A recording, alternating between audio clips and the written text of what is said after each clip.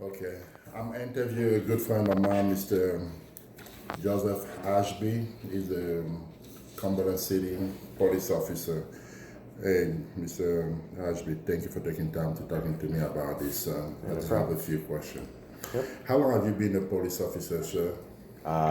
Roughly over 4 years Oh, now. 4 years. Okay. Did you have any background in law enforcement before becoming a police officer? If yes, can you tell me just a little bit about it? You don't need to go into detail. If not, what did you do before becoming a police officer?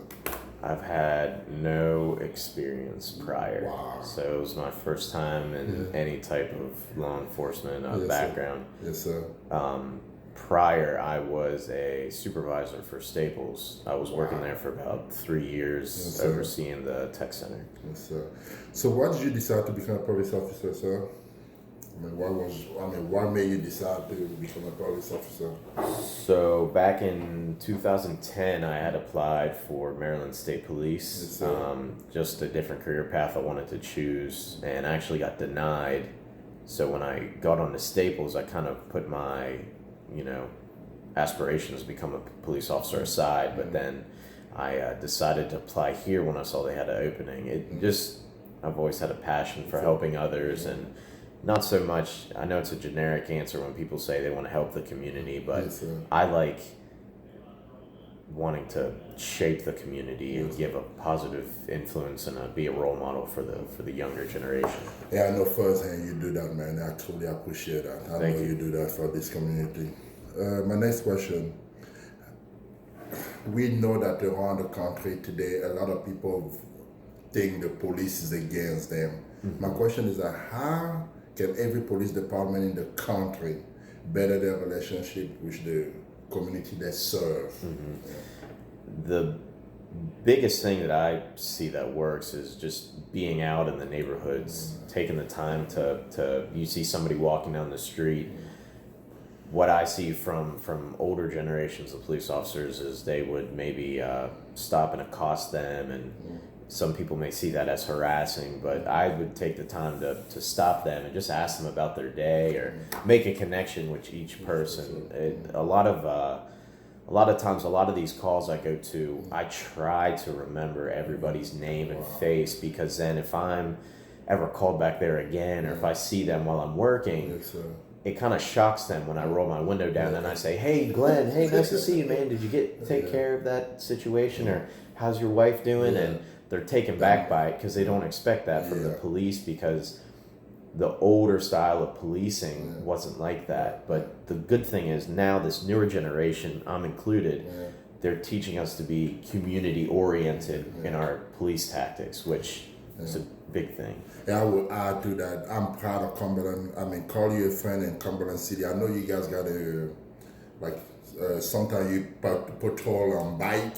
I see you guys stop around and talk to people. That's just amazing. Yep, I'm on bike patrol too. Yes. Yes, so that's just amazing, the relationship with you guys. Because a lot of people think, oh, the police is against me. Five, I got to run in this. No, no, no. You guys, especially I know you got personnel, you got to do a great job. Thank you. My last question to you, sir.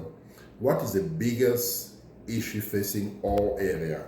My guess will be the drug issue, because you cannot go for a week and not have an overdose. And that is not only around us, it's almost all over the country. As a police officer, how do you think we can resolve that issue?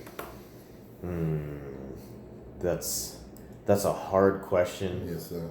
I mean, on a patrol level, we do everything of what we can. We have overtime assignments that so I'm already working like 80 hours in 2 weeks, but then I may work like another 10 or 20 doing undercover street level work, where we're getting information for narcotics to, just try to infiltrate all these drug dealers and to take them off the street. But it's so hard because you take one dealer off the street and two soldiers replace them. Pleasant. But the biggest thing, and it goes back to the last question you asked me, is really having a strong relationship with the community.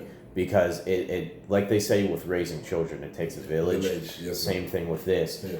we can only do so much on our end, and a lot of the arrests we make comes from information that we're giving, from the community. and it seems now that civilians are getting less and less afraid and getting sick and tired of the overdoses and driving to the parks and seeing needles laying around where their kids are playing. So they're starting to take up for themselves and saying, hey, if I see a suspicious car, let me call it in, or let me take this information down. So it's really more prevalent than ever for a police department in any community to have a relationship with the county and with their citizens.